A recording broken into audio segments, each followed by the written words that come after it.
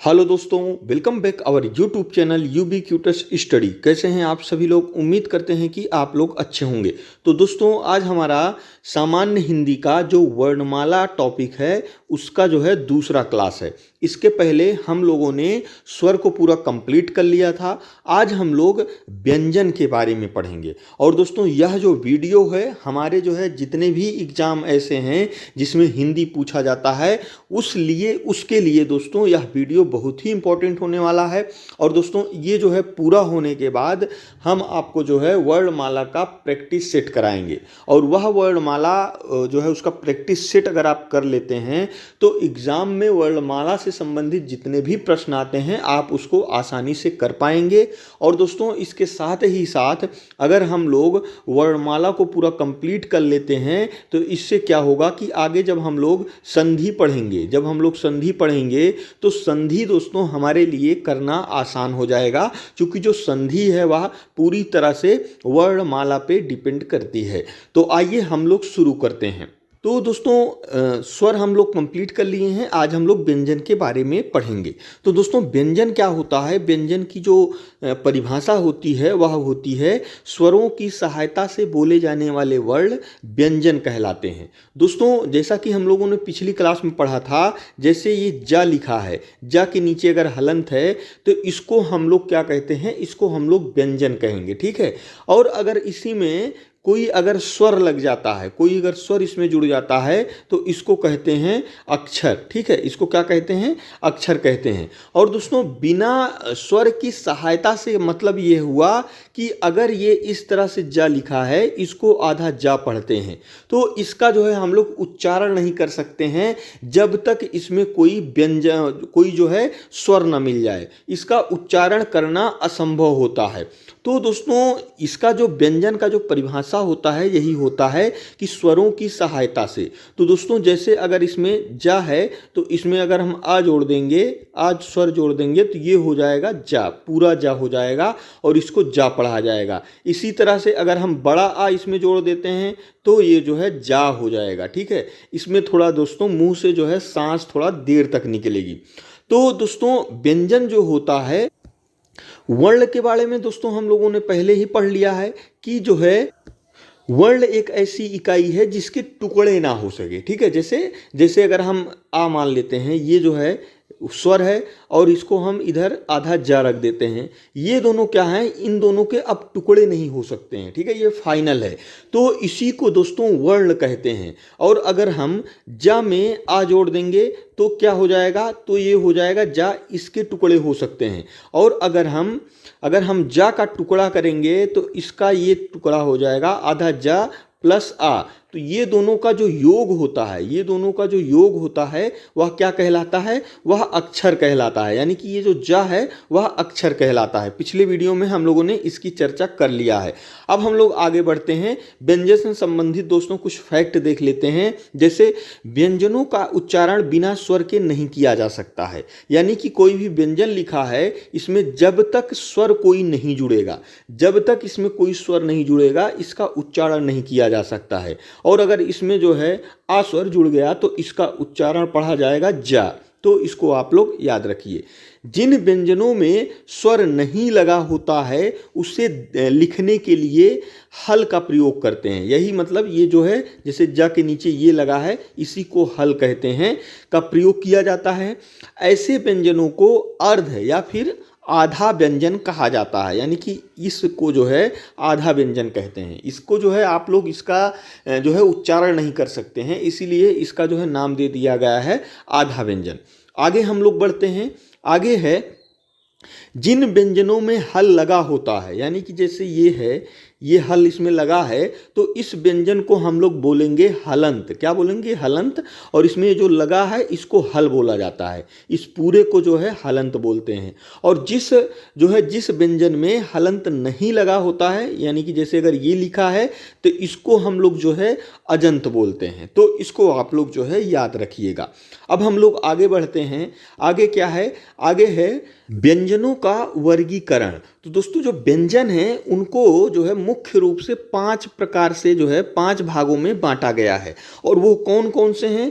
तो वे हैं स्पर्श व्यंजन, अंतःस्थ व्यंजन, ऊष्म व्यंजन, संयुक्त व्यंजन, द्विगुण व्यंजन। और दोस्तों ये जो हम लोग पढ़ रहे हैं ये हमारे एग्जाम के लिए बहुत ही महत्वपूर्ण है। ये डायरेक्ट पूछ लिए जाते हैं कि स्पर्श व्यंजन कितने होते हैं, अंतःस्थ व्यंजन कितने प्रकार के होते हैं और इनमें से कौन सा अंतःस्थ व्यंजन है। इस प्रकार से दोस्तों क्वेश्चन बनता है। जब हम इसका जो है प्रैक्टिस सेट कराएंगे तो आप लोगों को समझ में आ जाएगा कि इसमें जो है किस प्रकार से क्वेश्चन बनते हैं। तो दोस्तों हम लोग पढ़ेंगे स्पर्श व्यंजन के बारे में। तो स्पर्श व्यंजन की जो परिभाषा होती है वह होती है जिन व्यंजनों का उच्चारण करते समय जीभ मुख के किसी न किसी भाग को स्पर्श करे यानी कि छुए, ऐसे व्यंजनों को स्पर्श व्यंजन कहते हैं। और जो इनकी संख्या है वह जो है 25 होती है। इन्हीं 25 को दोस्तों एक जो है टेबल में बांटा गया है। इसको आप लोग जो है समझिएगा। ये जो टेबल में दोस्तों दिया गया है ये जो है उच्चारण स्थान के अनुसार दिया गया है, यानी कि सारे जो व्यंजन होते हैं वो 5-5 के ग्रुप में बांटे गए हैं और सब के दोस्तों उच्चारण स्थान अलग होते हैं। उच्चारण स्थान का मतलब ये होता है जो हमारी जीभ है किसी वर्ण का उच्चारण करते समय जो हमारी जीभ है वह किस स्थान को टच करती हो, किस स्थान को वह टच करती है वही जो है उसका जो है उच्चारण स्थान होता है। तो इसमें दोस्तों मेनली 5 प्रकार के उच्चारण स्थान हैं। जो पहला है वह कंठ है, दूसरा है तालु, तीसरा है मूर्धा, चौथा है दंत और पांचवा है ओठ। इसी जो है दोस्तों जो 5 प्रकार के उच्चारण स्थान हैं इसी में दोस्तों 25 व्यंजन हैं, स्पर्श व्यंजन हैं वो इसमें जो है आ जाएंगे। और इसको दोस्तों प्रथम द्वितीय तृतीय करके इसको बांटा गया है। इसको क्यों बांटा गया है? इससे आपके जो है क्वेश्चन बनते हैं और आगे चल के आप जो है महाप्राण और अल्प प्राण और दोस्तों इसमें हो गया जो है घोष अघोष ये सब बारे में अगर पढ़ेंगे तो ये जो है वहाँ पे यहाँ से क्वेश्चन बनता है। तो इसलिए इसको जो है पढ़ना जरूरी है। तो दोस्तों पहले हम लोग जान लेते हैं हमारे मुंह का। जैसे दोस्तों अगर हम क का उच्चारण करेंगे, जैसे हम क का उच्चारण करेंगे तो क बोलते समय देखिए हमारी जीभ कहाँ जाती है, तो जो है वह जो है कंठ होता है। क्या होता है इसके बारे में हम लोग थोड़ा जो है एक चित्र से समझ लेते हैं। तो जैसे हम लोग मान के चलिए ये जो है ये हमारा मुंह है और ये जो है दांत हैं। ये क्या है? दांत हैं। तो अगर हम प्रथम उच्चारण की बात करें जो कंठ है तो वह जो कंठ है जो हमारा गला है वहां से आवाज निकलती है। कहां से आवाज निकलती है? गले से आवाज निकलती है। उसी को दोस्तों कंठ कहते हैं। जैसे अगर आप लोग बोलिए क ख ग घ, इस वर्ग के जितने भी 5 जो है वर्ण हैं इसका अगर हम उच्चारण करेंगे तो वो जो उच्चारण है जो स्थान है वह जो है सीधा गले से निकलता है। इसमें जो है आपकी जीभ कहीं भी टच नहीं करती है। इसीलिए जो है ये जो जगह होती है यह कंठ होती है। और अगर हम दोस्तों जीभ पे आ जाएं तो जो हमारा जीभ का जो है बीच वाला भाग है, जो बीच वाला भाग है इसको हम लोग क्या कहते हैं? इसको हम लोग बोलते हैं मूर्धा। क्या बोलते हैं? मूर्धा। इसको ध्यान से समझिएगा दोस्तों, आप लोगों को कुछ भी रटना नहीं पड़ेगा। अगर आप लोग इसको ध्यान से सुनेंगे तो आप लोगों को रटना नहीं पड़ेगा, आप लोगों को याद हो जाएगा। और अगर हम होठ की बात करें तो ये हमारा जो है होठ है। तो होठ जो होते हैं उसमें जो है प फ बा भा आता है। अगर हम प फ बा भा की जो उच्चारण करें तो उसमें देखिए हमारे दोनों होठ आपस में जो है टच करते हैं, मिलते हैं। इसीलिए उसको दोस्तों इसका जो उच्चारण स्थान दिया गया है वह होठ दिया गया है। तो ये जो है होठ होता है। इसके जस्ट बाद, इसके जस्ट ऊपर आएंगे तो दंत वाला आ जाएगा, यानी कि त थ द ध। यानी कि अगर हम त थ द ध की का उच्चारण करेंगे तो इसमें देखेंगे दोस्तों जो हमारी जीभ है वह जो है दांत को स्पर्श करती है, इसीलिए इसको दंत कहा गया है। और इसी के जस्ट ऊपर दोस्तों, इसी के जस्ट ऊपर यहां पर होता है तालु। क्या होता है? तालु। तालु में जो है जो वर्ण आते हैं अगर हम उसका जो है उच्चारण करें, जैसे हम लोग चा बोलें, चा, तो चा अगर हम बोलते हैं तो इसमें हमारी जो जीभ है देखिए वह जो है दांत के थोड़ा बाद और मूर्धा से थोड़ा पहले ही पड़ता है। इसी स्थान के दोस्तों हम लोग तालु कहते हैं। इसको आप लोग ध्यान से समझिएगा, आप लोगों को पूरी तरह से समझ में आ जाइएगा। तो दोस्तों ये आप लोगों ने देखा जो 5 स्थान हैं वो हो गए। तो इसको हम लोग अगर हम दोस्तों उच्चारण करके देखें तो पहला जो कंठ है, अगर हम कंठ के अनुसार देखें तो जो का वर्ग है इसको दोस्तों वर्ग बोलते हैं। जो हमारा 25 स्पर्श व्यंजन है उनके जो अलग अलग जो उच्चारण स्थान है, जैसे कंठ वाला है, कंठ वाला दोस्तों का से शुरू होता है, तो इसका जो पहला जो है वर्ण आता है इसी के नाम पे दोस्तों वर्ग रख दिया गया है, यानी कि ये जो है का वर्ग कहलाएगा, उसके बाद ये चा वर्ग कहलाएगा, ये टा वर्ग कहलाएगा, ये ता वर्ग कहलाएगा और ये पा वर्ग कहलाएगा। इस तरह से दोस्तों इसको जो है वर्गों में बांट दिया गया है। और ये दोस्तों प्रथम वर्ग हो जाएगा, द्वितीय, तृतीय, चतुर्थ और पंचम। इस तरह से दोस्तों इसको बांट दिया गया है। और अगर हम का उच्चारण करें तो अगर हम का बोलें, का, ख, ग, घा, तो इसको हम लोग देखेंगे तो इसमें दोस्तों हमारी जो जीभ है वह कहीं भी नहीं टच कर रही है, सीधा दोस्तों गले से आवाज आ रही है। गले से आवाज आने का मतलब दोस्तों यह इसका जो उच्चारण स्थान है, इन पांचों का जो उच्चारण स्थान होगा वह होगा कंठ से। क्या, कहां से होगा? कंठ से होगा। अगला हम बढ़ते हैं, इसके बाद दोस्तों हम लोग देखते हैं तालु। तो दोस्तों जो तालु है इसमें दोस्तों चा वर्ग आएगा, इसमें च, छ, ज, झ, या।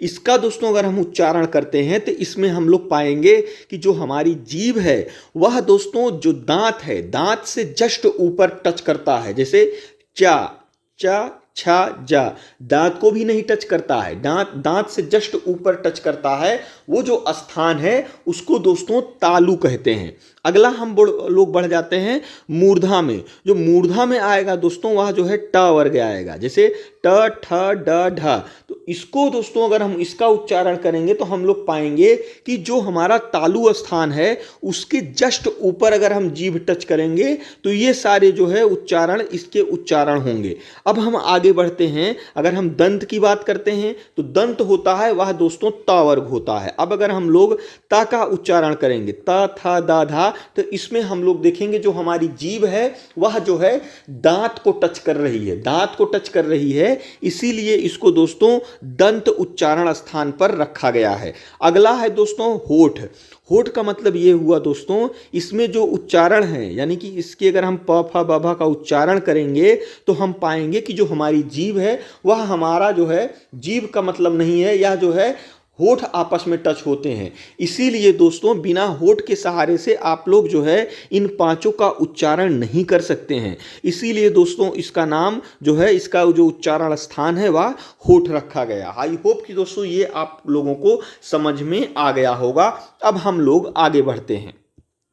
अगला दोस्तों है अंतस्थ व्यंजन। अंतस्थ व्यंजन जो होता है दोस्तों उसको हम लोग अर्ध स्वर के नाम से भी जाना जाता है, यानी कि यह जो है अर्ध स्वर के नाम से भी जाना जाता है। अगर हम इसकी परिभाषा देखें तो जिन व्यंजनों का उच्चारण स्वर व व्यंजनों के बीच होता है उन्हें अंतस्थ व्यंजन कहते हैं। इनकी जो संख्या होती है वह 4 होती है। दोस्तों इसमें मेनली आप लोग ये भी ध्यान दीजिएगा कि व्यंजनों का उच्चारण स्वर और जो है व्यंजन के बीच में होता है। ये हमारे एग्जाम में डायरेक्ट क्वेश्चन आ जाता है कि ऐसे कौन से व्यंजन हैं जिनका उच्चारण स्वर और व्यंजनों के बीच में होता है। तो वह कौन कौन से हैं? वह हैं या, र, ल, वा। और दोस्तों अगर हम इसमें देखें, जैसे ये या है, ये रा है, ये ला है और ये वा है।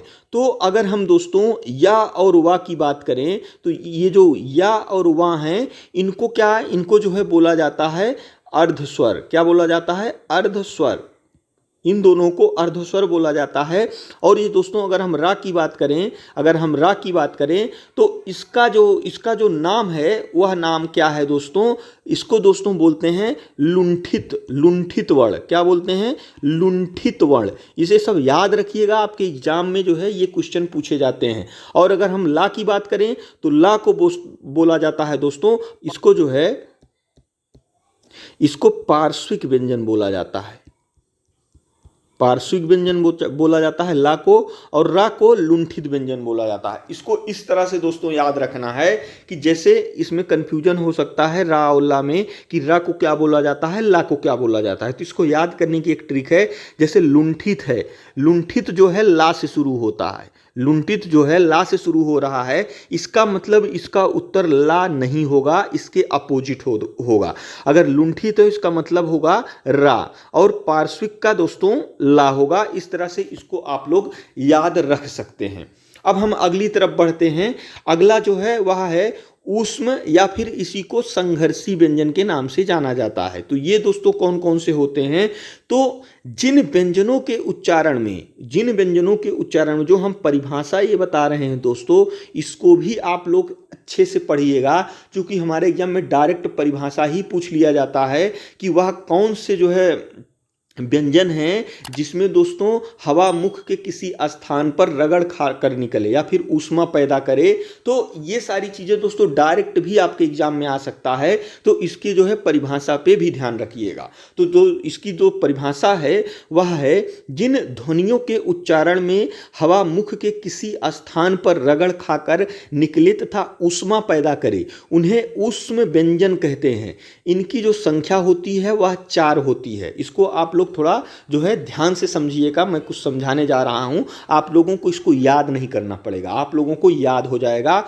ऊष्म का नाम याद कर लीजिएगा। और संघर्षी का मतलब क्या होता है दोस्तों, संघर्षी को आप लोग जो है संघर्ष से जोड़ सकते हैं, परिश्रम से जोड़ सकते हैं। तो इसलिए ये जो है याद करने की जो इसकी में ट्रिक है, आप जैसे दोस्तों सा है, अगर हम सा का उच्चारण करें सा, तो इसमें हम लोग देख रहे हैं कि जो हमारे मुंह से है, मुंह से दोस्तों ऐसा नहीं लग रहा है कि दोस्तों इसमें जो है हवा जो है वह रगड़ के आ रही है बाहर, थोड़ा घिस के बाहर आ रही है, जिसकी वजह से थोड़ा दोस्तों सीटी टाइप का जो है आवाज निकल रहा है, जैसे सा। तो इसमें दोस्तों हम लोग अगर हम सा की बात करें और इसमें जो है, ये चारों दोस्तों ऊष्म या फिर संघर्षी व्यंजन में आएंगे। इसको आप लोग इस तरह से याद कर सकते हैं। और अगर हम दोस्तों सा की बात करें तो सा का जो उच्चारण स्थान है, सा का जो उच्चारण है, ये एग्जाम में आपके पूछा जाता है कि जो है निम्नलिखित में से तालु सा कौन सा है, इस तरह से क्वेश्चन बन सकता है। तो इसको आप लोग जो है याद रख लीजिएगा, इसको आप लोग अच्छे से समझ लीजिएगा। तो दोस्तों ये वाला सा का जो उच्चारण है वह तालु से होगा। तालु का स्थान हमने आपको बता दिया है, यानी कि ये जो है हमारा जो मुंह है, जो हमारा मुंह है, ये दांत हो गया और ये होठ हो गया।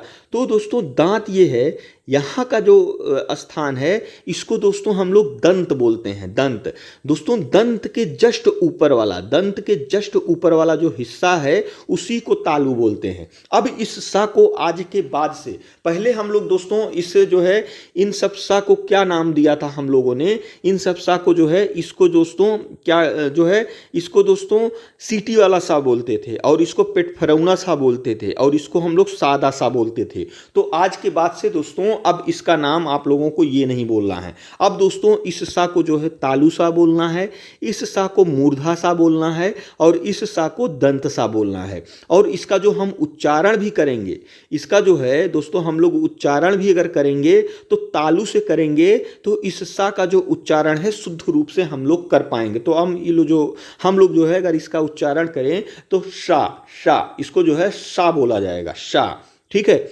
और अगला अगर हम बात करें मूर्धा का, मूर्धा दोस्तों तालु के जस्ट ऊपर वाला भाग होता है मूर्धा। तो इसका जो उच्चारण हम लोग करेंगे, जैसे इसका उच्चारण हम लोग किस तरह से करेंगे, जिस तरह से हम लोग चा जहां से बोलते हैं, जहां चा और छा का उच्चारण, चा छा जा झा का उच्चारण करते हैं, वहीं से दोस्तों इस वाले सा का उच्चारण होगा। और जहां से हम लोग टा वर्ग का उच्चारण करते हैं, वहां से दोस्तों इस वाले सा का उच्चारण होगा, शा। ठीक है। अगला जो सा है दंत सा, यानी कि इसको दोस्तों वहां से उच्चारण करेंगे जहां से ता वर्ग का उच्चारण करते हैं, वहां से इसका उच्चारण होगा। तो इसको आप लोग याद रखिएगा। और दोस्तों अगर हम हा की बात करें, जो हा है दोस्तों उसको बोलते हैं स्वर यंत्र। स्वर यंत्र क्यों बोलते हैं? क्योंकि अगर हम सा का उच्चारण करें, अगर हम हा का उच्चारण करें तो जो हा है दोस्तों, यह दोस्तों हमारे स्वर तंत्र से निकलता है, स्वर तंत्र से डायरेक्ट निकलता है। इसमें अगर हम लोग देखें तो हमारी जो जीभ है वह मुख के किसी भी भाग को टच नहीं करती है, इसीलिए दोस्तों इसको जो है स्वर यंत्र से निकलता है। इसीलिए दोस्तों इसका एक नाम दे दिया गया है काकल्य। क्या नाम दिया है?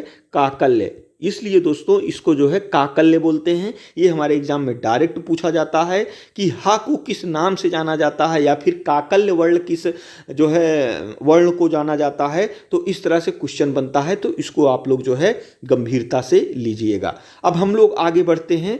अगला क्या है? अगला है संयुक्त व्यंजन। संयुक्त व्यंजन के बारे में हम लोग देख लेते हैं। तो संयुक्त व्यंजन की जो परिभाषा होती है वह होती है ऐसे व्यंजन जो दो व्यंजनों के मेल से बनते हैं संयुक्त व्यंजन कहलाते हैं। इनकी संख्या दोस्तों 4 होती है। तो दोस्तों संयुक्त व्यंजन जो होते हैं वह दोस्तों दो व्यंजनों के मेल से बनते हैं। और जो ये संयुक्त व्यंजन कौन कौन से हैं? ये जो है छा है, ये क्षा है, ये त्रा है, ये ज्ञा है और ये स्रा है। ये 4 व्यंजन हैं जिनको संयुक्त व्यंजन कहते हैं।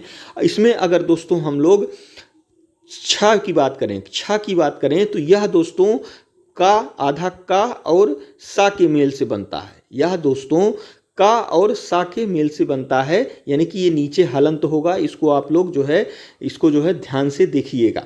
तो ये दोस्तों इस तरह से बनता है।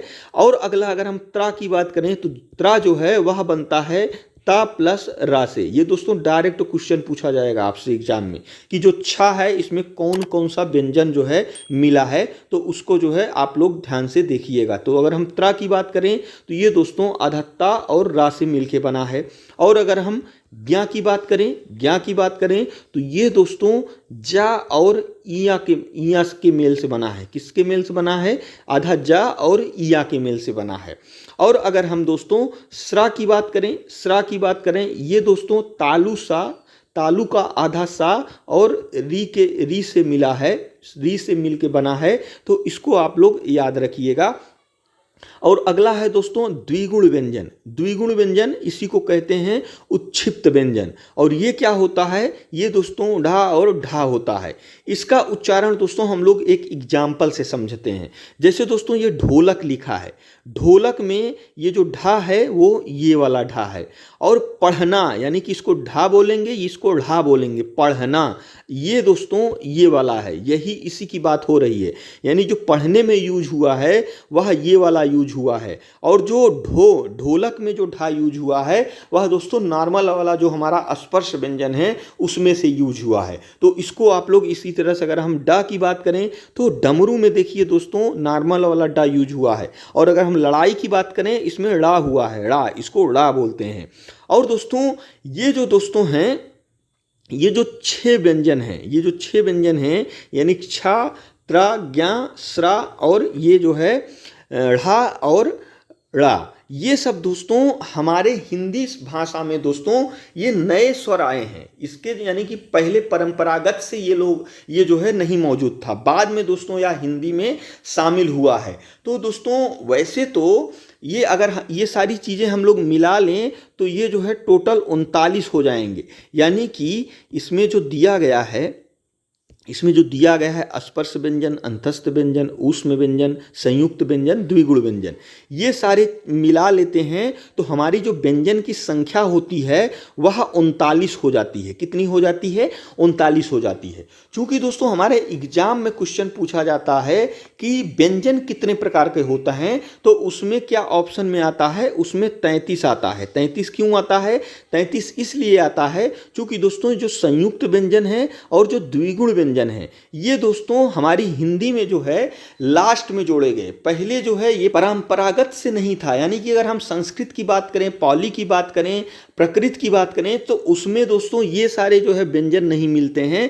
बाद में दोस्तों ये यूज होते होते हमारे जो है हिंदी में शामिल हो गए। तो इसको दोस्तों जो है एग्जाम में कभी कभी पूछ लिया जाता है कि हमारे जो है व्यंजन कितने हैं, तो उस समय दोस्तों 33 जो है इसका आंसर लगाना है। तो इसको हम जब अभ्यास कराएंगे तो इसको और आपको जो है अच्छे से बता देंगे, आप लोगों को समझ में आ जाएगा। तो हम लोग दोस्तों आगे बढ़ते हैं। तो आगे क्या है, ये दोस्तों क्या है, इसको हम लोग देख लेते हैं।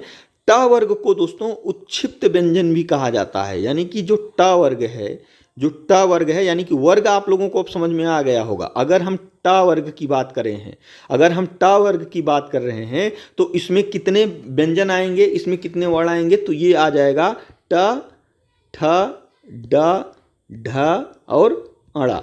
तो ये दोस्तों जो है ये हमारा टा वर्ग का है। यानी कि अगर हम टा वर्ग की बात करें तो यानी कि ये 5 वर्ण आएंगे। और अगर हम क वर्ग की बात करें तो इसमें आ जाएगा क, ख, ग, घ, अंगा। तो ये दोस्तों आप लोग ध्यान दीजिएगा।